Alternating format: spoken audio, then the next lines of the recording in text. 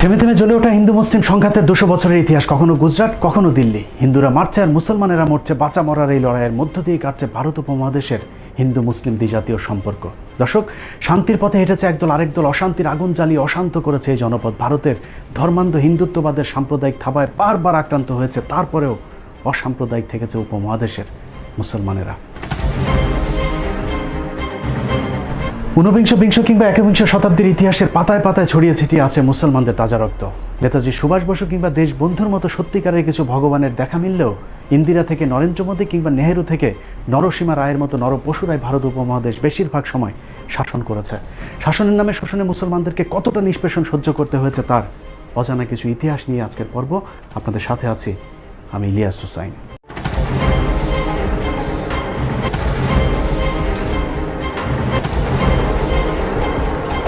হিন্দু শাসকদের শোষণের চিত্র দেখার আগে এক ঝলকে ভারতের মুসলিম শাসনের চিত্রটা একটু দেখে আসা যাক। মোহাম্মদ বিন কাসিম, ইখতিয়ার উদ্দিন, মোহাম্মদ বিন বখতিয়ার খিলজি, কুতুবউদ্দিন আইবেক, মোগল বাদশা বাবর, খান জাহান আলী ছাড়াও যেসব অলিয়া উলিয়াদের হাত ধরে ভারত উপমহাদেশের মুসলিম শাসনের গোড়াপত্তন ঘটেছিল, নাম শুনলেই বোঝা যায় তাদের আগমন ঘটেছিল মধ্যপ্রাচ্য থেকে। আরবের এসব বণিকরা বাণিজ্য করতে আসলেও তাদের কারণেই আমাদের নিকট পূর্বপুরুষদের কুসংস্কারাচ্ছন্ন অন্ধকার অসাম্যের ধর্ম ছেড়ে আজ আমরা শান্তির পথে। আরবের এসব বণিকরা শুধু নিতেই আসেনি, দিয়েও গেছেন দুহাত ভরে। গোটা ভারতের আধুনিক সভ্যতার 700 বছরের মুসলিম শাসন আমলের স্থাপত্য আর ঐতিহ্যের উপর ভর করে দাঁড়িয়ে আছে। জীবন্ত কিংবদন্তি ভারতীয় ইতিহাসবিদ গোলাম মর্তুজার মতে, ইসলামের মহান সাম্য ও শান্তির বাণী আরবদের পোশাক, খাবার, ধর্মীয় রীতিনীতি সবই দারুণভাবে আকৃষ্ট করেছিল এদেশীয় হিন্দু অহিন্দু সহ সব শ্রেণীর মানুষদেরকে। ভারতে মুসলমান আসার আগে কি পরিস্থিতি ছিল এটা একটু জানা দরকার। আমি ঐতিহাসিক হিসাবে বা ইতিহাসবিদ হিসাবে বলতে বাধ্য হচ্ছি, ভারতে মুসলমানরা যখন আসেনি আমরা কাপড় পরতে জানতাম না, আমরা বেশিরভাগ থাকতাম উলঙ্গ। অর্থাৎ টপ র্যাঙ্কের আমাদের যারা ধর্মগুরু ছিলেন তারা ল্যাংটো হয়ে থাকতেন, উলঙ্গ, এবং তারা ল্যাংটো হয়ে শুধু থাকতেন না, ছাই মাখতেন, ভস্য মাখতেন। যদি বলে কেন ভস্য মাখতে, শীতকালে ঠান্ডা লাগতো না, ভস্য মাখলে ঠান্ডা লাগে না, লোমকূপগুলো ভর্তি হয়ে যায়। আজও যদি ভারত আপনি ঘরেন, তা এখনো কিছু পুরো উলঙ্গ সাধু সন্ন্যাসী দেখতে পাবেন না, উত্তর দিন, পুরো উলঙ্গ। উলঙ্গ ভারতের অসভ্য জাতিকে শুধু মুসলমান শাসকেরা সভ্য হতেই শেখায়নি, হিন্দুদের সব বিপদে পরম বন্ধু হয়ে পাশে দাঁড়িয়েছে হাজী শরীয়তুল্লাহ তিতুমির আর দুদু মিয়ারা। ভারতের রাজধানী দিল্লির ইন্ডিয়া গেট।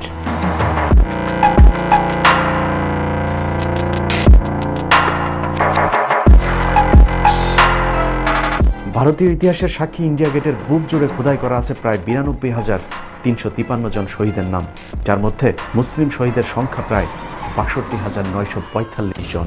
তারপরেও ইতিহাস বিকৃতির মধ্য দিয়ে মুসলিম নায়কদেরকে হিন্দুদের চোখে সবচেয়ে খলনায়ক বানানো হয়েছে। কথায় কথায় উগ্র হিন্দুরা যাদেরকে পাকিস্তানে চলে যাবার কথা বলে, সেই মুসলিম বীরদের বীরত্বের চিত্রটা দেখলেই পরিষ্কার হয়ে যাবে আসলে ভারত উপমহাদেশে মুসলমানদের অবদান কি। বাংলার যে স্বাধীন নবাবের সময় ভারত পরাধীন হয়েছিল তিনাকে দিয়ে শুরু করি। ভারতের স্বাধীনতা রক্ষায় প্রথম শহীদের নাম নবাব সিরাজউদ্দৌলা, যিনি একজন মুসলিম। মির্জাফরের বিশ্বাসঘাতকতায় 1757 সালের 23শে জুন পলাশির যুদ্ধে নবাব সিরাজউদ্দৌলার পতনের পর যিনি ইংরেজদের বিরুদ্ধে প্রথম অস্ত্র হাতে তুলে নিয়েছিলেন, তিনি মীর জাফরেরই জামাতা মীর কাসিম, তিনিও একজন মুসলমান। 1764 সালে বক্সারের যুদ্ধে মীর কাসিমের পরাজয়ের মধ্য দিয়ে মুসলিম শাসনের পরিসমাপ্তি ঘটে, আর সেই সাথে ডুবে যায় ভারত উপমহাদেশের স্বাধীনতার শেষ আলোটুকু।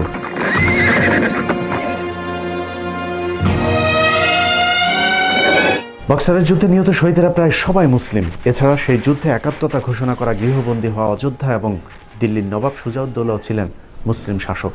এরপরই 1765 সালে ব্রিটিশদের দীর্ঘ প্রতীক্ষিত দেওয়ানির সুবিধা লাভ করার পর শুরু হয় 200 বছরের অত্যাচার আর নির্যাতনে ভরা শাসনের নামে ইংরেজদের শোষণ। জমিদারি সুবিধা পেয়ে হিন্দু জমিদাররা সেই শাসন মেনে নিল, মুসলিমরা বিদ্রোহ চালিয়ে যেতে থাকে।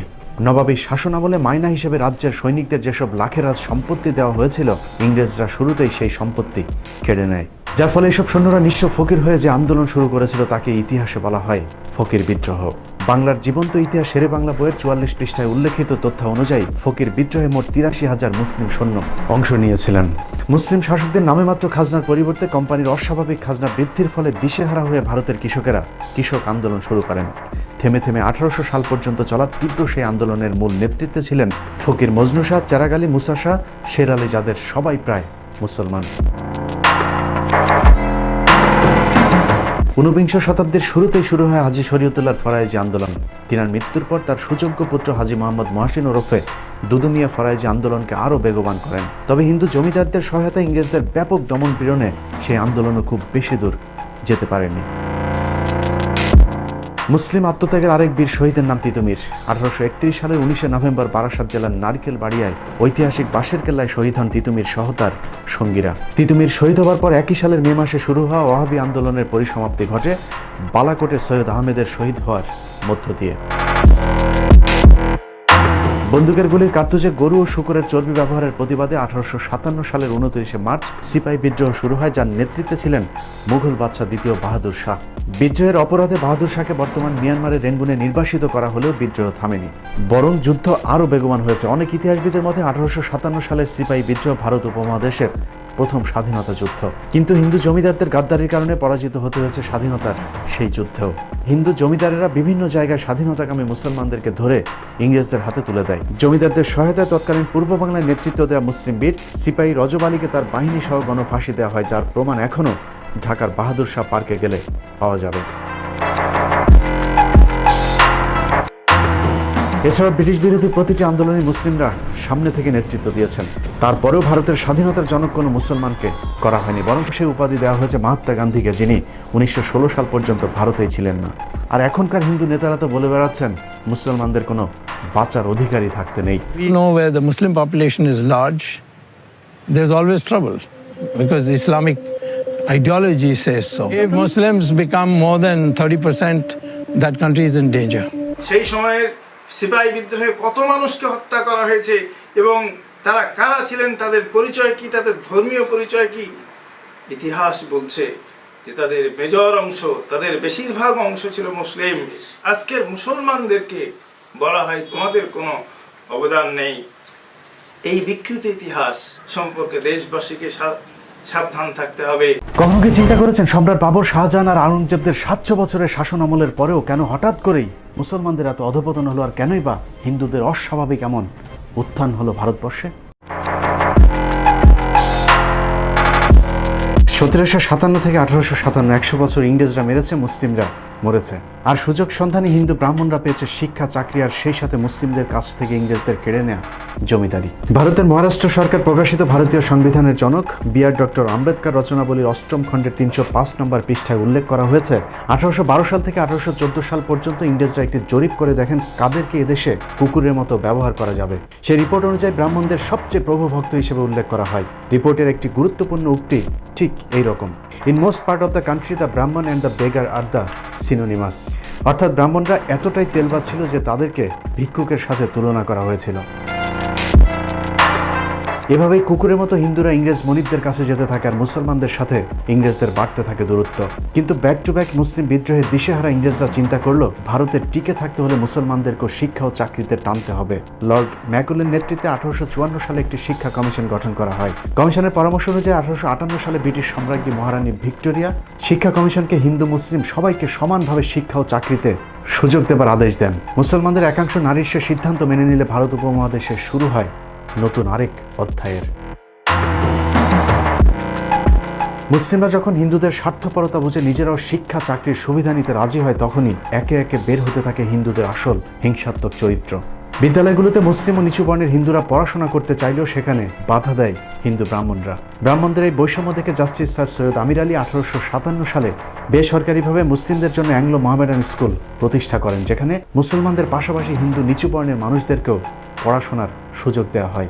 আর এতে আরও ক্ষিপ্ত হয়ে ওঠে হিন্দু ব্রাহ্মণরা, কারণ সে সময় নিচু জাতের হিন্দুদের জন্য বিদ্যা অর্জন তো দূরের কথা, ধর্মীয় গ্রন্থ ছুঁয়ে দেখাও নিষিদ্ধ ছিল।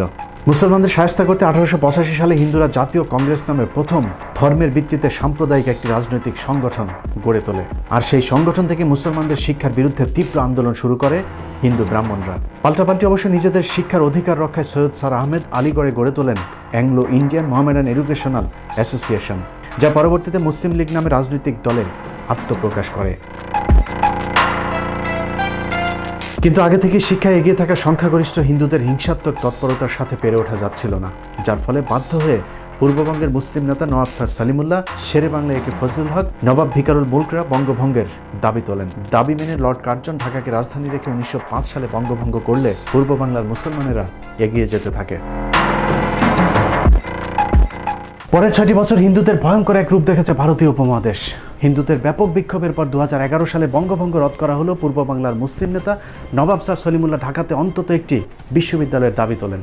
লর্ড হার্ডিঞ্জ সেই দাবি মেনে নিলে হিন্দুরা সেটারও বিরোধিতা করেন, আর যার নেতৃত্বে ছিলেন আমাদের সবার প্রিয় রবীন্দ্রনাথ ঠাকুর। রবীন্দ্রনাথের নাম শুনে অনেকেরই কপাল হয়তো মাথায় উঠতে পারে, কিন্তু ইতিহাস কখনো মুছে ফেলা যায় না। মুসলিম শিক্ষা এবং ঢাকা বিশ্ববিদ্যালয়ের বিরুদ্ধে রবীন্দ্রনাথের নেতৃত্বে ব্যাপক সেই আন্দোলনের অংশ হিসেবে 1912 সালে কলকাতার গড়ের মাঠে বিশাল এক জনসভার ডাক দেওয়া হয়। সেই জনসভায় রবীন্দ্রনাথ ঠাকুর, ঈশ্বরচন্দ্র বিদ্যাসাগর এবং RSS সমর্থিত রাজনৈতিক দল হিন্দু মহাসভার প্রতিষ্ঠাতা সভাপতি শ্যামাপ্রসাদ মুখার্জির পিতা আশুতোষ মুখার্জির নেতৃত্বে হিন্দুদেরকে সাম্প্রদায়িকভাবে খেপিয়ে তোলা হয়। ঢাকা বিশ্ববিদ্যালয় প্রতিষ্ঠার বিরুদ্ধে সশস্ত্র সে আন্দোলনে ব্রিটিশ আমলাদের খুন করার পাশাপাশি হিন্দুদের 7 জন সন্ন্যাসী আত্মাহুতি দেয়। যদিও এসব ঘটনাকে বানোয়াট বলে দাবি করে ভারতীয় অনেক এদেশীয় দালাল। যে মিটিংয়ে রবীন্দ্রনাথের বিরোধিতা করার কথা বলা হয়, এটা নিয়ে গবেষণা করে দেখা গেছে যে রবীন্দ্রনাথ তখন পূর্ব বাংলায় ছিলেন, তিনি কলকাতাতেই ছিলেন না 2 দিন। তো কাজেই আপনার এগুলো সব মিথ্যাচার। এবার ভারতীয় হিন্দুদের মুখে শোনা যাক কলকাতার গড়ের মাঠের সেই জনসভায় রবীন্দ্রনাথ ছিলেন কিনা। সেই গড়ের মাঠে 1912 সালের মার্চ মাসে গড়ের মাঠে সেই মিটিংয়ের এর থেকে অনেক বড় ডায়াস হলো, তার সভাপতি হলেন বিশ্বকবি রবীন্দ্রনাথ ঠাকুর। কিসের জন্য মিটিং জানেন? মিটিংটা হলো ইংরেজ গভর্নমেন্ট তখন প্রস্তাব দিয়েছে ঢাকাতে একটা ইউনিভার্সিটি করবে, বিশ্ববিদ্যালয় ঢাকাতে, তখন কলকাতায় আছে। সেখানে প্রস্তাব পাশ হচ্ছে ঢাকাতে যেন বিশ্ববিদ্যালয় ইংরেজ গভর্নমেন্ট না করে। কেন বলেন তো? সেখানে বিশ্ববিদ্যালয় হলে মুসলমানরা লেখাপড়া শিখবে। কারো মুখের কথা বিশ্বাস না করলেও চলবে। 1912 সালের 18 মার্চ গড়ের মাঠের সেই জনসভায় সভাপতি ছিলেন রবীন্দ্রনাথ নিজে, যার প্রমাণ কলকাতা ইউনিভার্সিটি রিপোর্ট B4-এর 130 নম্বর পৃষ্ঠায় সংরক্ষিত সভাপতির ভাষণ। রবীন্দ্রনাথের ঐতিহাসিক সেই ভাষণের একটি জায়গায় তিনি বলেছিলেন, চাষার ছেলেরা যদি বিশ্ববিদ্যালয়ে পড়ে তাহলে ক্ষেত খামারে কামকাজ করবে কারা। শুধু এটাই নয়, শ্রী নীরজ চৌধুরীর the autobiography of unknown India বইয়ের তথ্যানুযায়ী রবীন্দ্রনাথ মুসলিমদের বিদ্রুপ করে বলতেন, মুসলমানরা হচ্ছে লাইভ স্টক, গৃহপালিত পশু। কিন্তু সেই ইতিহাস এখন আর কেউ পড়ে না। 1971-এর পর বদলে যায় সবকিছু। চরম মুসলিম বিদ্বেষী রবীন্দ্রনাথ এখন আমাদের প্রাণের কবি। দুর্গাকে উদ্দেশ্য করে যার লেখা কবিতাটাই এখন আমাদের জাতীয় সঙ্গীত। হিন্দুদের মা দুর্গাকে নিয়ে লেখা যে কীর্তনকে আমরা জাতীয় সঙ্গীত হিসাবে গেয়ে থাকি, সেটার মূল গান 25 লাইনের। 1905 সালে লেখা একটি গানকে হাস্যকরভাবে 1971 সালে স্বাধীন হওয়া একটি দেশের জাতীয় সঙ্গীতের স্বীকৃতি দেওয়া হয়। উইকিপিডিয়ার তথ্য অনুযায়ী যে গানের সুর আবার চুরি করা হয়েছিল গগন হারকরা নামের এক লোকসঙ্গীতের শিল্পীর গাওয়া গান থেকে। সেটা তো সমস্যা নেই, মূল সমস্যা হলো হিন্দুদের মা দুর্গাকে নিয়ে লেখা গানের বিশেষ যে কয়টি লাইন বাদ দেওয়া হয়েছে, সে লাইনগুলো পড়লেই সবার কাছে পরিষ্কার হয়ে যাবে এটা আসলে বাংলাদেশের জাতীয় সঙ্গীত নাকি আমাদেরকে দিয়ে কৌশলে মূর্তির গুণগান করানো হচ্ছে।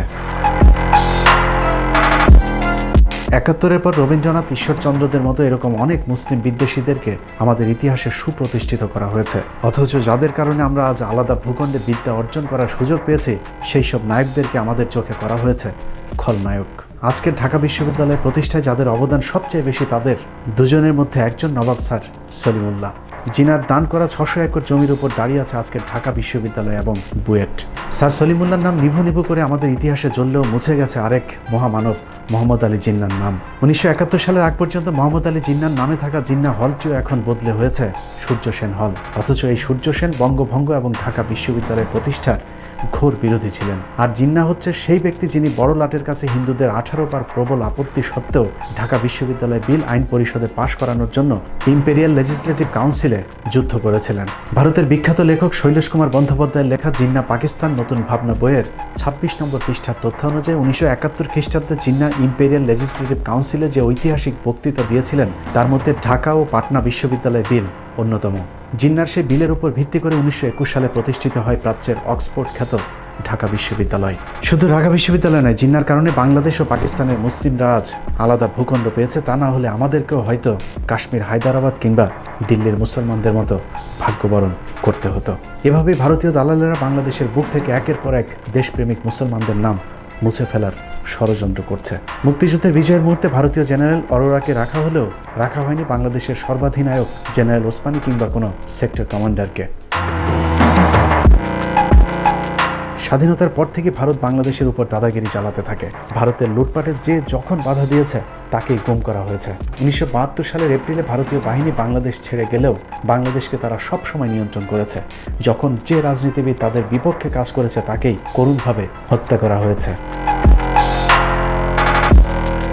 অভিযোগ আছে বঙ্গবন্ধু হত্যাকাণ্ড ভারতের পরোক্ষ মদত ছিল। যুদ্ধের পর বাংলাদেশের উপর ভারতের একক আধিপত্য মেনে না নেওয়া, বিভিন্ন দেশ থেকে আসা ত্রাণের হিসাব চাওয়া, এপ্রিলের মধ্যে ভারতীয় সেনাবাহিনীকে বাংলাদেশ ছাড়তে বাধ্য করা এবং ভুট্টোকে রাষ্ট্রীয় অতিথি হিসেবে বাংলাদেশে আনা সহ বেশ কয়েকটি বিষয়ে শেখ মুজিবের সাথে ভারতের সম্পর্কের টানাপোড়েন হয়। যে কারণে 15 আগস্টের সেনা বিদ্রোহের বিষয়টি ভারতীয় হাইকমিশন দিল্লিকে জানালেও মুজিবকে কেউই অবগত করেনি। অন্যদিকে কূটনৈতিকভাবে বাংলাদেশকে অনন্য উচ্চতায় নিয়ে যাওয়া বাংলাদেশের ইতিহাসের সবচেয়ে জনপ্রিয় রাষ্ট্রনায়ক জিয়াউর রহমানকে হত্যা করা ভারতের জন্য বাধ্যতামূলক হয়ে ওঠে। কারণ দেশের ব্যাপক উন্নয়ন এবং ভারতকে টপকে শহীদ জিয়াউর রহমানের বিশ্ব নেতা হয়ে ওঠা ভারতের জন্য ছিল চক্ষুশূল। যে কারণে শহীদ প্রেসিডেন্ট জিয়াউর রহমান হত্যাকাণ্ডে ভারতের সরাসরি জড়িত থাকার জোর গুঞ্জন রয়েছে। একই ভাগ্যবরণ করতে হয়েছে জামাত ইসলামীকে। 1971 থেকে আজ পর্যন্ত ধারাবাহিকভাবে ভারত বিরোধিতায় কাল হয়ে দাঁড়িয়েছে দলটির। যে কারণে জামায়াতের সিনিয়র নেতাদের পাশাপাশি মাওলানা দেলোয়ার হোসেন সাইদি এবং শহীদ কাদের মোল্লাকেও ফাঁসানো হয়েছে। অথচ 71 সালে শহীদ কাদের মোল্লা বিশ্ববিদ্যালয়ের প্রথম শ্রেণীর একজন শিক্ষার্থী।